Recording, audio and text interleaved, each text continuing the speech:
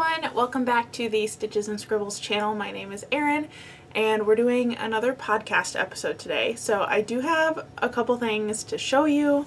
I know that I've kind of been low on projects the last couple times, although I don't really know. When I think about it, like watching other people's podcasts, I never really notice how many projects they had or if they didn't have anything to show. So I don't really know why I keep apologizing for it. I just work on what I'm working on, but I do have a couple of acquisitions to show you as well today. So yeah, I'll just kind of dive into my row of stuff that's sitting behind me. First up, I have to like scoot all the way back in order to be able to reach it. I did end up with a couple of yarn acquisitions because I had a friend who, I'll talk about her again in a minute because one of my whips relates to why I ended up with this yarn. But there is a librarian who's in the craft club I go to who was teaching a knitting class at the library that I attended. But since she saw my name on the list, she like brought extra stuff, if that makes sense. But she ended up with a lot of baby blanket yarn that she knew she was not going to use, so she shared it with me. And I picked 2 yarns out of the bag that she had that I knew I would use, and the rest I'm going to keep in my donation pile, which I'm going to also come back to that in a few minutes. But the first one that I picked is the Bernat Baby Sport in the color Funny Prints. It's like pastel blue, pale green, like a minty green, and white, and there's actually 2 shades of blue in there. And it's just a nice variegated baby yarn. I do not currently have any friends who are pregnant who I have not already given a blanket to. That was a tough sentence to get out. But I do have quite a few people in my life who maybe have had their first child already, or we know that they might be trying for a first or a second. So I kind of want to be prepared for the onslaught of baby blankets, for lack of a better word. So even though I do have kind of a stash of baby blanket yarns, I realized that I do have a couple of like pastel kind of girly-ish sets left, but I don't have any like definite boy colors. And I know it doesn't matter because it's a baby blanket, but some people do care. So this was a nice addition to my stash to have one that was blue and green and very clearly a boy color.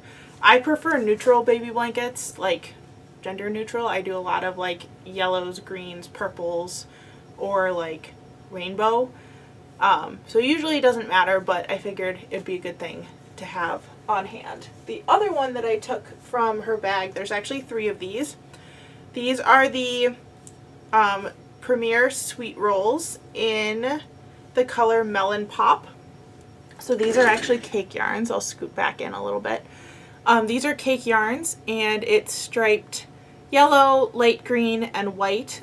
This also looks like, again, I live in Wisconsin, so this is immediately what my mind jumped to. But this is like baby blanket, but make it Packers vibes. So I do have 3 of those, which should be plenty to make a baby blanket. I also like making baby blankets just because they're relaxing. They're usually pretty simple. I like to work with variegated or self-striping yarns for baby blankets, so that makes it a project where the yarn speaks for itself. I don't have to do anything complicated to it to make a baby blanket that looks really nice. So yeah, I have those. I do also sell baby blankets, so I think my plan moving forward is to use up the stash I have to make them, but then to try to keep a couple in my shop stash, in stock in my shop. That's the word I was looking for. Couldn't come up with the word stock there for a second.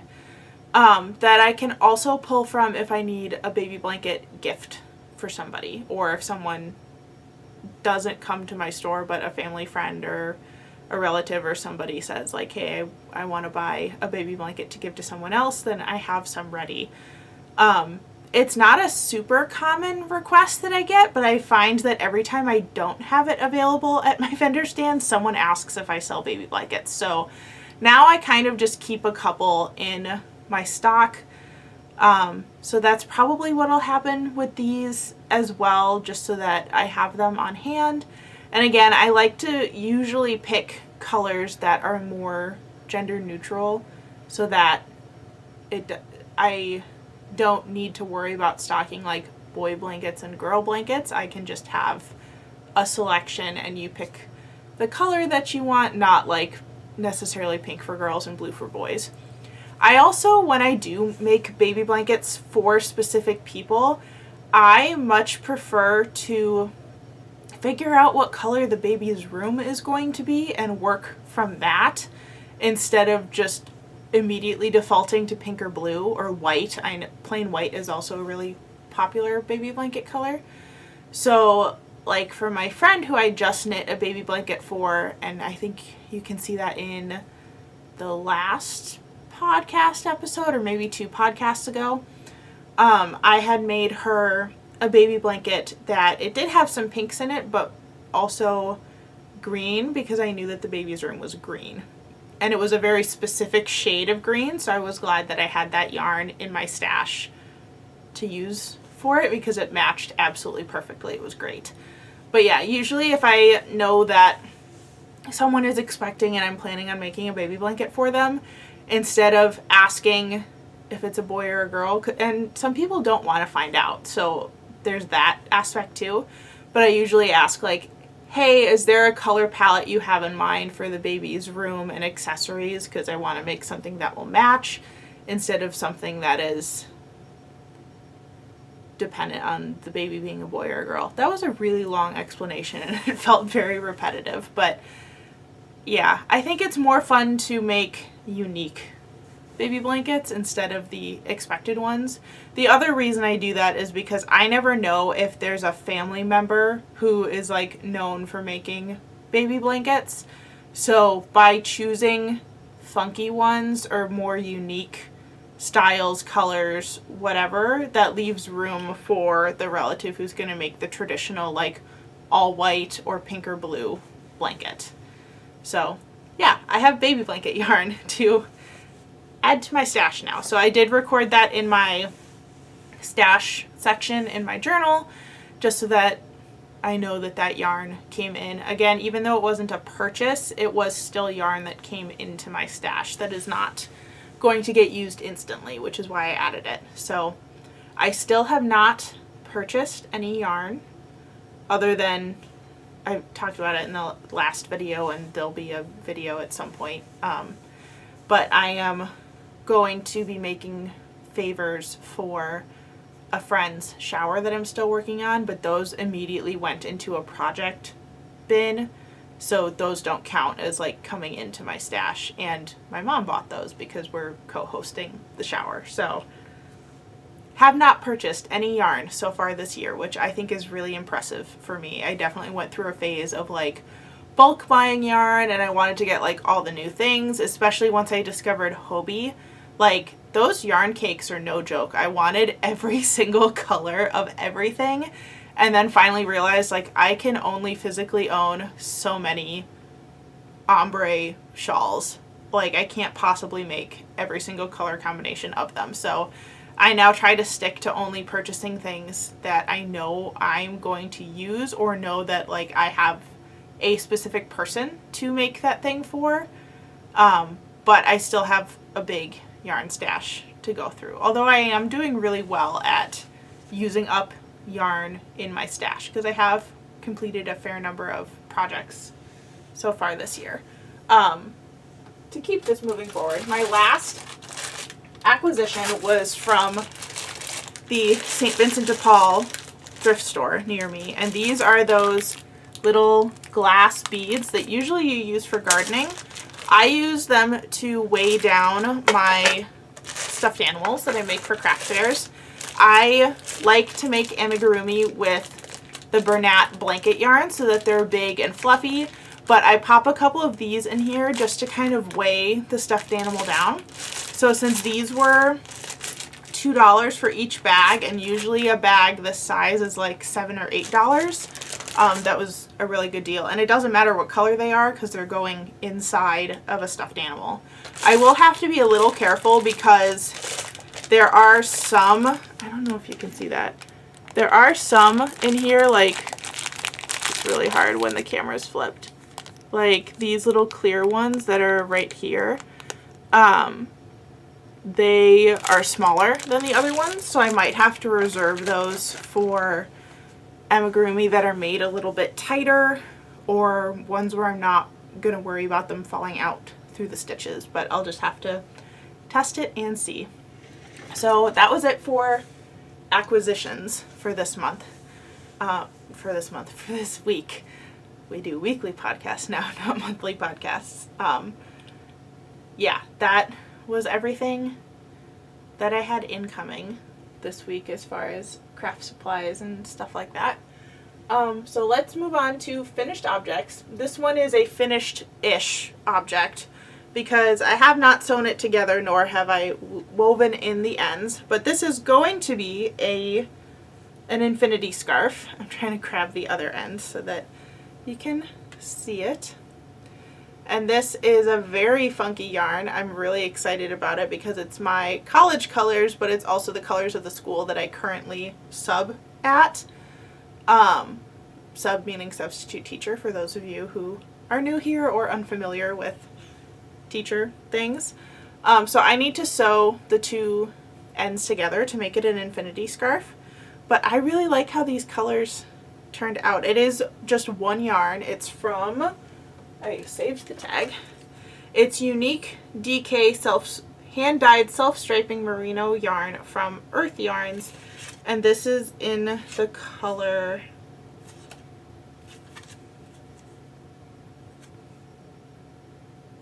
I don't know what color this is in. It looks like they, oh, color 6016.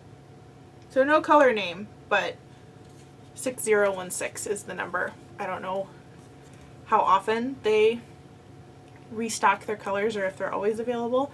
I purchased this from a local yarn store in St. Louis, and I do have that as one of my Vlogmas videos if you're interested in seeing it. Just drop the tags on the floor. I went there for Small Business Saturday right after Thanksgiving because we were there visiting my husband's side of the family. So really happy that this is done. I love how it looks all folded up too, because you can like see how the stripes kind of shift.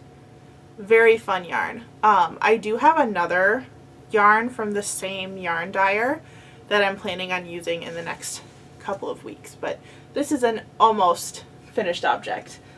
Yeah, looking forward to wearing that for school events. Because the school that I sub at, I believe, has a Spirit Wear Day like every other Friday or something, and the calendar is on the school website, and I've been kind of looking for some things to wear that I can add to my wardrobe so that I can participate in the Spirit Wear Days. This school, like a lot of schools, part of their Spirit Wear for teachers is that you can wear jeans. I actually hate wearing jeans. I think they're very uncomfortable. That could just be because I haven't found the perfect pair of jeans yet.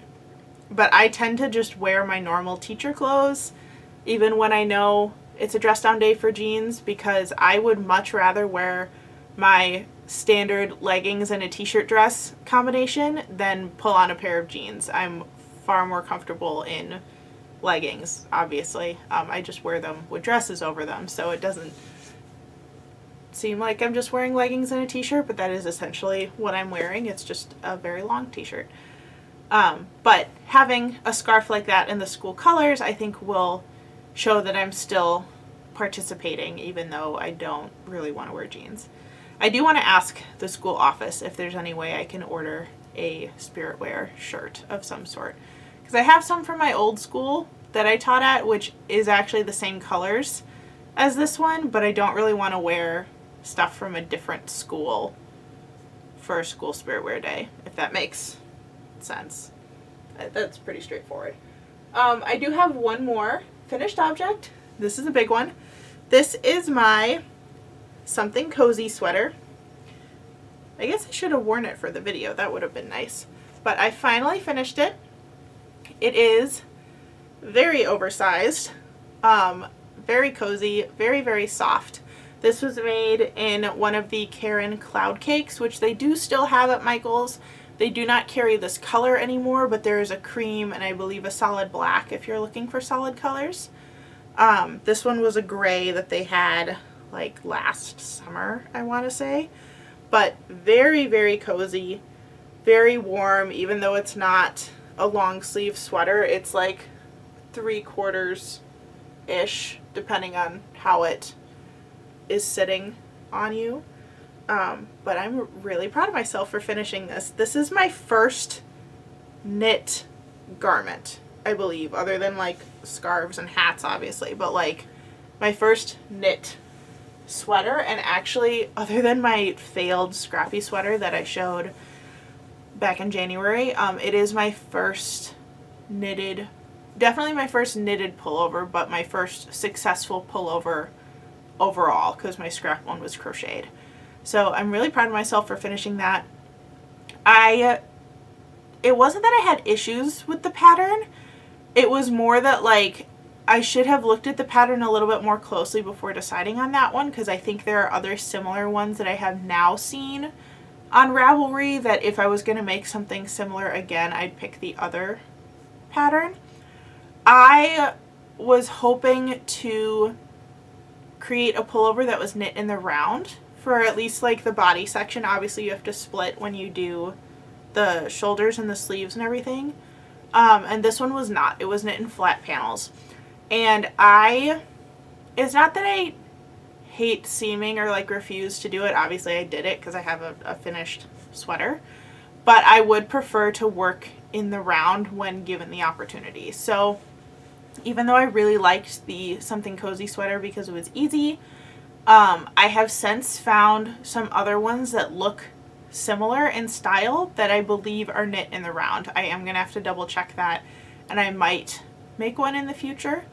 But the one I was looking at most is the boxy sweater by, I believe it's Joji Locatelli.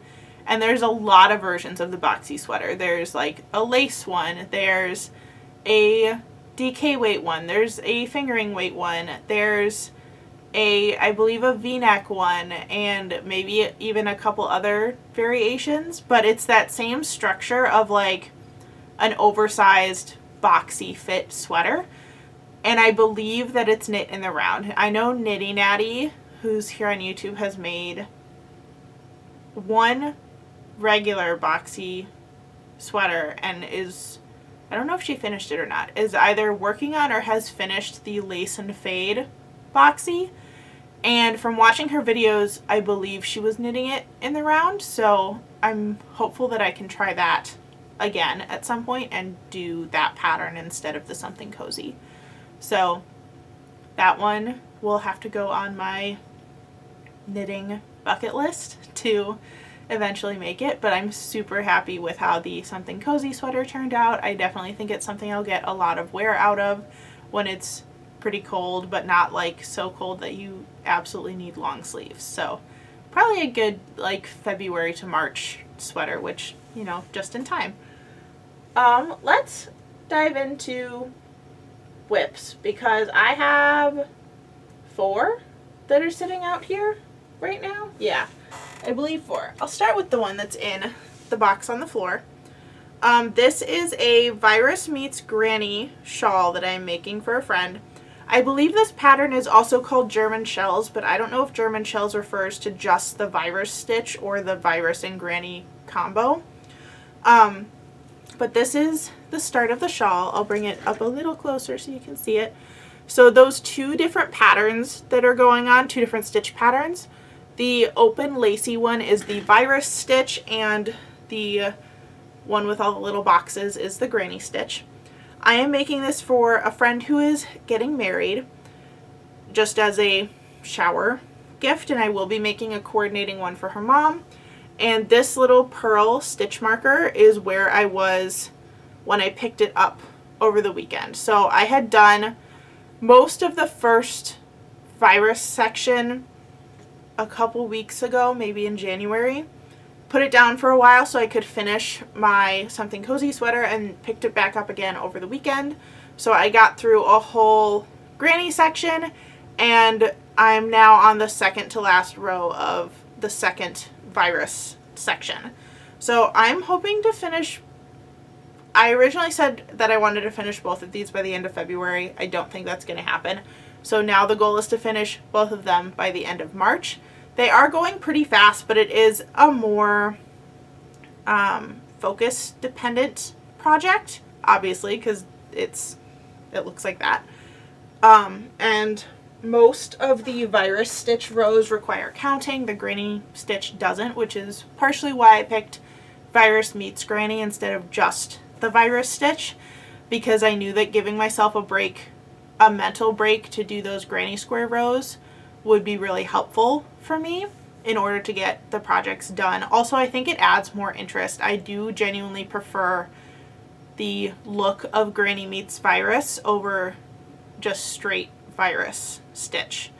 I think it adds more visual interest to the piece, while giving you a little bit of a break every few rows, because it's for every 3 repeats of the virus stitch, there are 6 rows of granny stitch. So those 6 rows of granny stitch work up faster than the virus sections, but it is a nice break from the intensive counting that you have to do for the virus stitch. So that project has kind of been my morning crochet project when I'm like catching up on YouTube or listening.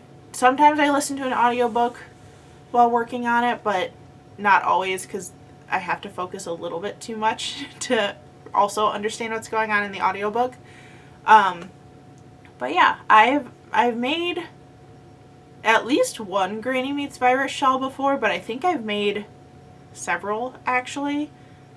But I think I only own one of them. I think the others were gifts. So I did have to watch the tutorial again in order to remember how to start it, because even though like once I get into doing the virus stitch I memorize it pretty easily, I can never remember how to start it, so I always have to start with the video tutorial. And that's why the first the first like section of the virus stitch took me so long, because I had to keep checking the video as I was working on it. But now I'm at a point where I can comfortably repeat it without looking at a pattern or a video. So that's good and should help speed the process up, but I know that I'm probably going to have to watch the video again to start the second version of the shawl.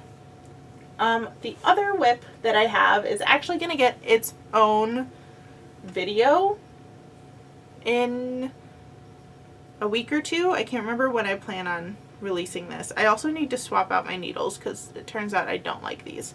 So this is going back to the librarian who gave me all that wonderful baby yarn. She ran a class at the library on mosaic knitting, which I had never done before. So I figured I should take advantage of the class while it was being offered. And I did not do a great job picking colors, but it's supposed to be kind of like a wonky striping pattern. I also think I messed up a couple times, but I'm alternating between the teal and the purple. I'm definitely going to be frogging this because even though the colors are very different, obviously one is teal and one is purple, because they're so similar in tone, they kind of blend together on the piece. It just looks like murky. You can't really tell what the design is, and also I hate these needles, so it will definitely need to come off. These are clover circular needles, but the like plastic circular part has too much memory to it and I cannot get it out. So if anyone has any tips on how to remove the memory from needles like this, that would be great. But I do plan on starting this over. So this isn't really even a whip. It's here now as a placeholder to remind me that I want to redo it. But the goal of the class was to make a mosaic knit washcloth, and I do still want to achieve that goal. I just think I'm going to have to swap out one of my colors.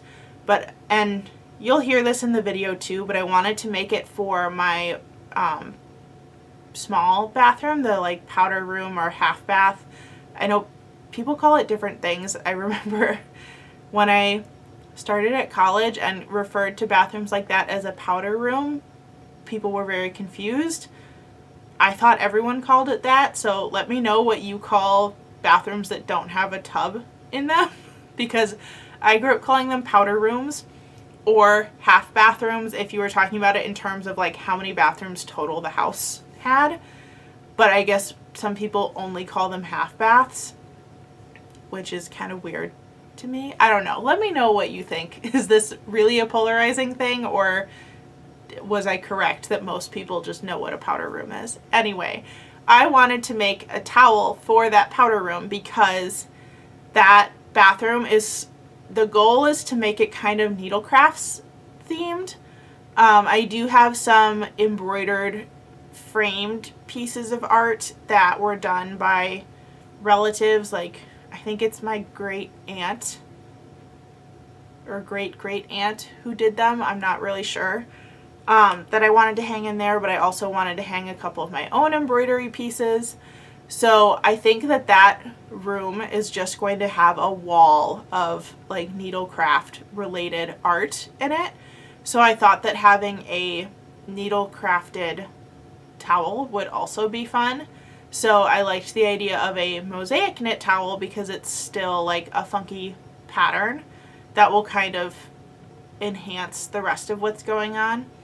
Or at least to like add it into the rotation of ones that I use for that bathroom. Because right now I have a very like cottagecore, it's got like flowers and moths and mushrooms on it towel in there. But that bathroom is a grayish purple. So I thought the purple and the teal yarn would look pretty in there, but I think I might just do purple and cream or teal and cream as like a contrast color. Because you can't really see the pattern when it's the purple and the teal together. Maybe that's just me with how my eyes are looking at the stitches, but I would like to try again with a higher contrast pairing. And I'll talk about this more in the video as well, because I want this to be a one day makes video for my channel. But mosaic knitting is created by working the rows in one main color and slipping the stitches to create the like contrast color stitches. So you're actually only working with one color yarn at a time, and you just switch off every couple of rows, which makes it really easy to do the color work because there's no like carrying the yarn from row to row. You're only working with one color at a time, and you're just slipping stitches to create the design. So I want to give that another attempt. I might do a different pattern as well and maybe start with an easier one. I don't know if I started with one that was too hard, but I also was like talking to this librarian the whole time I was working, and I think maybe my brain couldn't do the counting and talking at the same time, which I should have expected, but it was just me and one other person in the class, and the other person was also a librarian. So it became very chatty very quickly because there were only 3 of us in the room. So it worked out, but I do want to like do another attempt at it to really see if I can do it and make it look better. But I want to do a towel that has like a loop at the top so that I can attach it to the towel hook that I have in there and use it as a hand towel. So that was whip number 2, even though it's going to get frogged. Whip number 3 is right over here, and you can see probably at the edge of the screen my extra yarn for it is up here. But I started a baby blanket. Is this for anyone specific? No, it is not. It was just because I felt like it today. So I am working on a corner to corner baby blanket, and this is made with the Yarn Bee Urban Chic yarn in the color Mint 2. I believe this yarn has been discontinued because it was clearanced out at Hobby Lobby probably over a year ago at this point, or like last summer, I'm not sure when it was.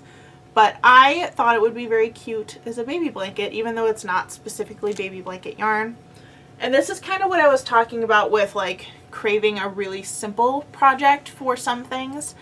To contrast the virus shawl that I'm working on, the corner to corner baby blanket felt a lot easier because even though it's groups of stitches, because they're kind of like granny clusters, but you work them differently, because it's the same number every time, it's a lot easier to just look at the stitches and see how many you need instead of like actually counting them. So that's been one of my easy projects that I've been working on. The other kind of easy project that I started is this, and the intent was for it to be an oversized scarf. I think this does look cool so far. I'm knitting it in a knit purl pattern repeat. I believe in some places I saw this called Irish moss stitch. If you've knit moss stitch before, you know that like knits and purls are stacked on top of each other to make like an alternating like checkerboard pattern. This is in pairs of rows, so you'll have, if you're looking at it from the right side, although it's reversible, you'll have like 2 purls stacked on top of each other and then 2 knits on top of that, like where you get the purl bump facing forward. So it's like staggered, so you'll have 2 purls next to 2 knits and like vice versa in the next 2 rows. So worked the same way as the regular moss stitch, but doubled, if that makes any sense.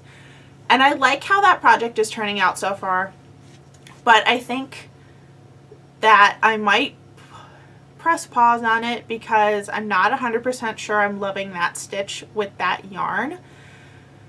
So there's a chance that I'll frog it. I do really like that yarn. I've used it before.